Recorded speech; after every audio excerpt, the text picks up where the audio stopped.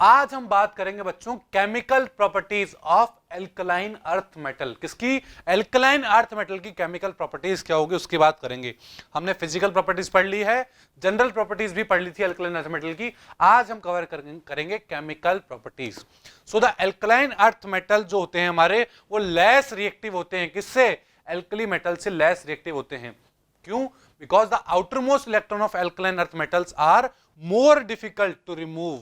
हम alkaline earth metal का जो आउटरमोस्ट इलेक्ट्रॉन होता है उसको बाहर निकालने में हमें बहुत डिफिकल्टी होती है, बट एल्कली मेटल के अंदर ऐसा नहीं होता है। एल्कली मेटल की साइज ज्यादा होती है तो एक इलेक्ट्रॉन जो होता है बाहर वाला उसको हम इजीली निकाल सकते हैं, बट एल्कलाइन अर्थ मेटल जो होते हैं हमारे, उनकी साइज छोटी होती है तो वहां से डिफिकल्टी होती है उस इलेक्ट्रॉन को बाहर निकालने के लिए। इसलिए रिएक्टिविटी ऑफ जो एल्कलाइन अर्थ मेटल है वो कम होती है एल्कली मेटल से। बात क्लियर है? The reactivity of these element increase on going down the group।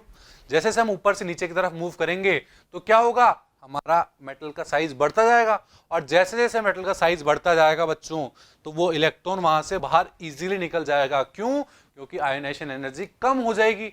Ionisation energy कम होगी तो इलेक्ट्रॉन बाहर इजीली निकल जाएगा, तो मेटल की रिएक्टिविटी बढ़ जाएगी। तो क्या बोला हमने? ऊपर से नीचे आने पर, डाउन द ग्रुप मूव करने पर हमारा रिएक्टिविटी जो होगी मेटल्स की वो इंक्रीज हो जाएगी बच्चों। क्या हो जाएगी? रिएक्टिविटी इंक्रीज हो जाएगी। बात क्लियर है? तो सबसे पहले मैं बात करता हूं केमिकल प्रॉपर्टीज में रिएक्टिविटी टुवर्ड्स एयर। अगर एल्कलाइन अर्थ मेटल को एयर के साथ रिएक्ट करवा दी जाए, एयर का मतलब ऑक्सीजन, एयर में क्या प्रेजेंट होता है? ऑक्सीजन प्रेजेंट होता है, नाइट्रोजन प्रेजेंट होता है। इनके साथ अगर रिएक्शन करा दी जाए तो हमें क्या मिलेगा?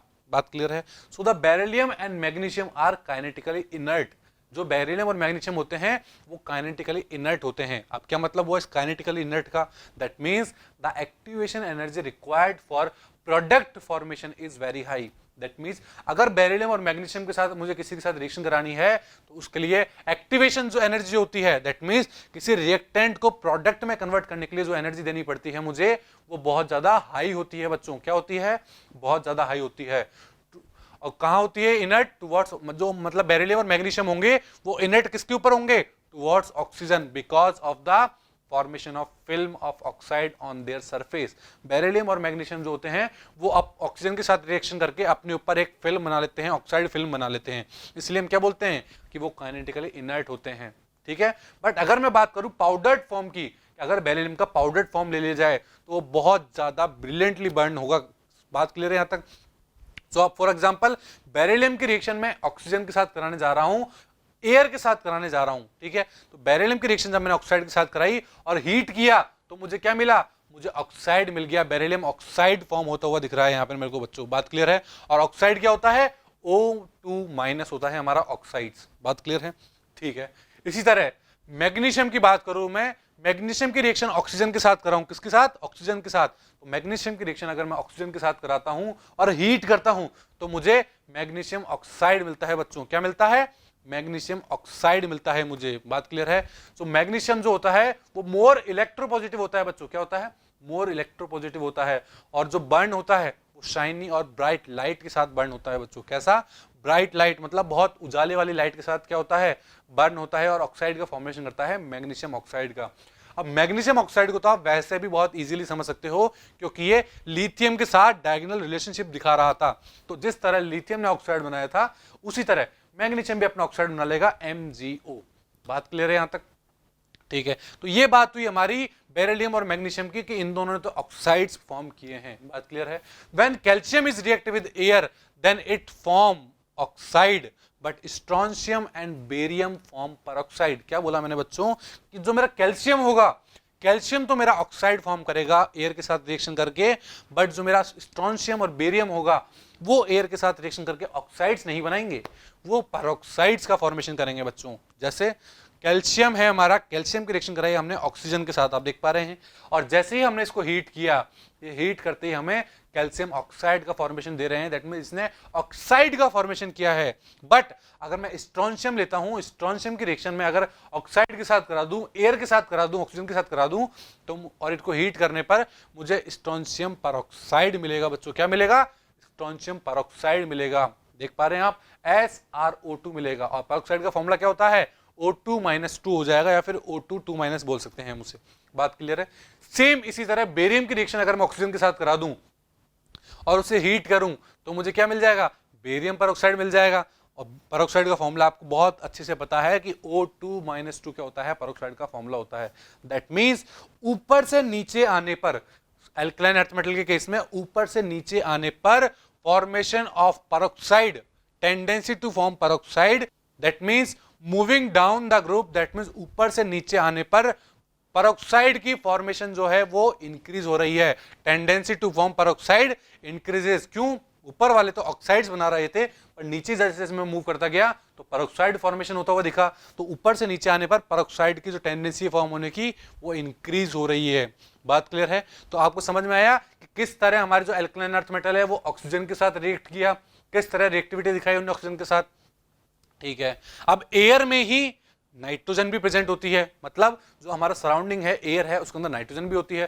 तो अब हम बात करते हैं रिएक्टिविटी टुवर्ड्स नाइट्रोजन, कि नाइट्रोजन के साथ हमारे एल्कलाइन अर्थ मेटल किस तरह रिएक्ट करेंगे। So here all the alkaline earth metal react with nitrogen and form nitrides. जितने भी मेरे एल्कलाइन अर्थ मेटल है वो सब नाइट्राइड के साथ रिएक्शन करते हैं, नाइट्रोजन के साथ रिएक्शन करते हैं और फॉर्म कर देते हैं nitride.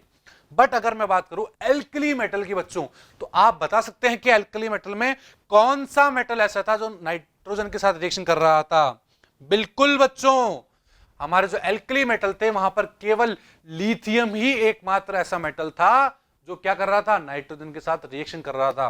But alkaline earth metal में हम बात कर रहे हैं कि सारे एल्कलाइन अर्थ मेटल जो हैं वो नाइट्रोजन के साथ रिएक्शन करके नाइट्राइड का फॉर्मेशन करते हैं। बात क्लियर है? फॉर एग्जाम्पल बेरिलियम, बेरिलियम को अगर N2 के साथ रिएक्शन कराया जाए और हीट किया जाए तो वो बना के देगा हमको बेरिलियम नाइट्राइड, Be3N2 बना के दे देगा। इसी तरह मैं बात करूं मैग्नीशियम की रिएक्शन N2 के साथ कराएंगे तो Mg3N3 मिल जाएगा। कैल्शियम की रिएक्शन कराएंगे नाइट्रोजन के साथ तो Ca3N2 मिल जाएगा, कैल्शियम नाइट्राइड मिल जाएगा। स्ट्रोंशियम की रिएक्शन कराएंगे अगर हम तो Sr3N2 मिल जाएगा। और इसी तरह अगर बेरियम की रिएक्शन कराएंगे हम तो क्या मिल जाएगा बच्चों? Ba3N2 का फॉर्मेशन होता हुआ दिख जाएगा हमें। बात क्लियर है? तो मतलब एल्कलाइन अर्थ मेटल मेरे जितने भी थे उन सब ने नाइट्रोजन के साथ रिएक्शन करके क्या बनाया? नाइट्राइड्स बना दिया। अब ऐसा क्यों बच्चों? आप सबके मन में क्वेश्चन आ रहा होगा कि ऐसा क्यों हुआ? मतलब हमारे जितने भी एल्कलाइन अर्थ मेटल है वो सब नाइट्रोजन के साथ रिएक्शन करके नाइट्राइड बना रहे हैं, बट जो हमारे एल्कली मेटल थे उनमें सारे नहीं, केवल और केवल लिथियम ही एकमात्र ऐसा एलिमेंट था, ऐसा मेटल था जो नाइट्राइड का फॉर्मेशन कर रहा था। बिकॉज आप देख पा रहे हो कि एल्कलाइन अर्थ मेटल के अंदर कैटाइन मेरे 3 है बट एनाइन 2 है। जैसे Be3N2 मतलब 2 एनाइन के ऊपर 3 कैटाइन है, बट आप वहां देख रहे थे एल्कली मेटल के अंदर वहां पर कैटाइन का नंबर 3 था और एक ही एनायन था। तो वहां पर रिपल्शन हो रहा था उनके किनके बीच में? उन कैटाइन्स के बीच में रिपल्शन हो रहा था जैसे जैसे साइज बढ़ रही थी, इसलिए वो नाइट्राइड का फॉर्मेशन नहीं कर रहे थे। बट यहां पर आप देख पा रहे हो कि 2 एनाइन है और 3 कैटाइन है, तो यहां पर इतना रिपल्शन नहीं होता है, इसलिए नाइट्राइड का फॉर्मेशन मेरे सारे एल्कलाइन अर्थ मेटल जो होते हैं वो सब नाइट्राइड का फॉर्मेशन करते हैं। बात क्लियर है? So due to this all alkaline earth metal form nitrides with because of minimum repulsion. वहां पर मिनिमम रिपल्शन होता है, सो दे फॉर्म नाइट्राइड्स। बात क्लियर है? सो आई होप आप सबको ये समझ में आया होगा कि किस तरह हमने ऑक्सीजन के साथ एल्कलाइन अर्थ मेटल की रिएक्शन कराई और किस तरह नाइट्रोजन के साथ हमने एल्कलाइन अर्थ मेटल की रिएक्शन कराई। सो आई होप आप सबको समझ में आया होगा। Thank you.